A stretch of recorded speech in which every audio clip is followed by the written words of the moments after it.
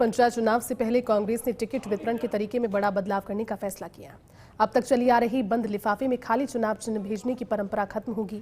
Party का दावा है कि इस बार प्रत्याशियों का चयन संगठन से मिले फीडबैक, स्थानीय मुद्दों और कार्यकर्ताओं की सक्रियता के आधार पर किया जाएगा। इसे चुनाव के पहले संगठन को मजबूत करने और गुटबाजी कम करने की रणनीति के तौर पर देखा जा रहा है। रिपोर्ट देखिए। कांग्रेस ने निकाय और पंचायत चुनाव की तैयारियों को अंतिम दौर में पहुंचाने का दावा किया है। सबसे बड़ा बदलाव टिकट वितरण की प्रक्रिया में किया गया है। इस बार बंद लिफाफे में खाली सिंबल भेजने की पुरानी व्यवस्था नहीं होगी। पार्टी का कहना है कि सक्रिय कार्यकर्ताओं, संगठन की राय और स्थानीय समीकरणों के आधार पर ही प्रत्याशियों का चयन किया जाएगा। साथ ही चुनाव प्रचार भी स्थानीय मुद्दों को केंद्र में रखकर किया जाएगा।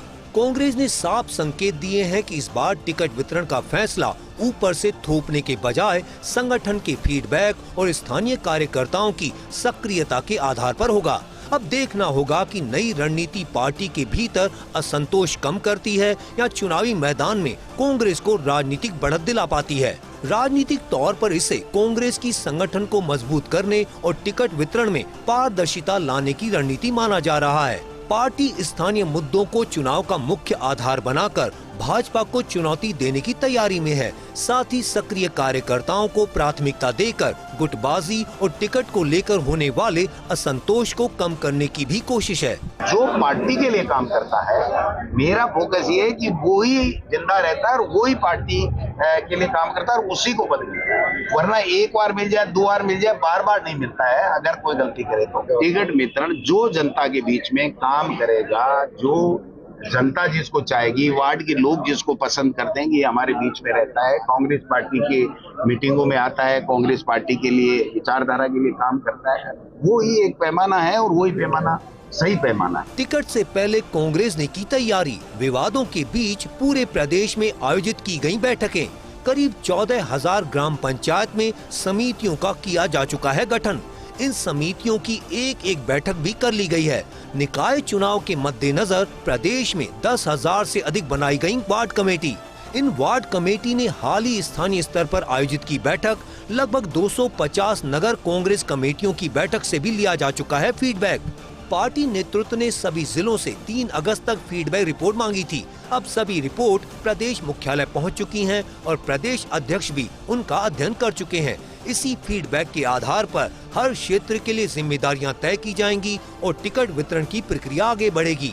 बताया यह जा रहा है कि इस बार प्रत्येक विधानसभा क्षेत्र में सभी प्रमुख नेताओं की आम राय के आधार पर टिकट का फैसला किया जाएगा।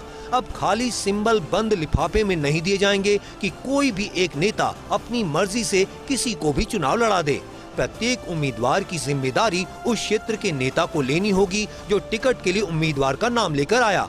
इस आधार पर ही चुनाव परिणाम के बाद उस नेता की रिपोर्ट भी तैयार की जाएगी।